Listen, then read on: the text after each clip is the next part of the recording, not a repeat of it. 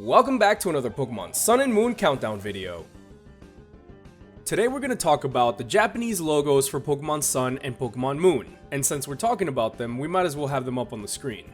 You probably won't notice it at first glance, but if you look closely, you can see a diamond-shaped prism in the middle of both of these logos. The Pokemon Sun logo has a blue prism and the Pokemon Moon logo has an orange prism, so they're like counterparts. But let me get to the point. My friend Roger's Base came up with this crazy theory that the prisms are the burst heart that allows humans to combine with Pokemon in the Pokemon Reburst manga. But what is the Pokemon Reburst manga? If you guys haven't heard about it, there's a good reason for that. The manga is really unpopular, there's barely any fan translations, and a lot of people just didn't like it. It was a really unpopular manga. I even had a hard time figuring out what the manga was about, and the story and the characters, there's just not much information. It's all in Japanese if you can find it, and in English, it barely exists. Thankfully for me, I found a video made by the J-Wits where he goes over the Pokemon Reburst manga and what it's all about. I'll have a link to the video in the description in case you guys want to learn more about the Pokemon Reburst manga and make up your own theories about it. If you want a quick summary of it, it's pretty much this cliche story about a guy who doesn't have his dad that can turn into Pokemon using the burst heart.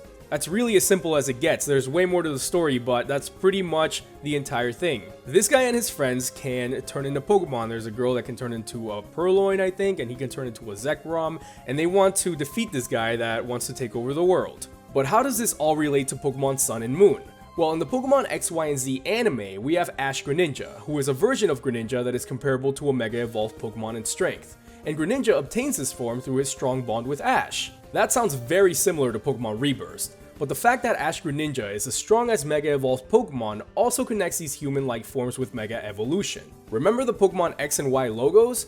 Yeah, those had a symbol on them too, and at first, we didn't know they were the Mega Evolution symbol, so now we have a clear connection. The Pokemon X and Y logos had a mysterious symbol that turned out to be Mega Evolution, and the Pokemon Sun and Moon logos have a mysterious symbol that resembles the Burst Heart from Pokemon Reburst, a manga that focused on humans transforming into Pokemon. And we have Ash Greninja, a Pokemon that resembles a human and has the strength of a Mega Evolved Pokemon. My point is, both of these symbols link to Mega Evolution in some way. And if you're still following me, it sounds like these prisms could be the key to a different form of Mega Evolution. A Mega Evolution achieved without a stone, and only with a strong bond. And maybe one of those prisms.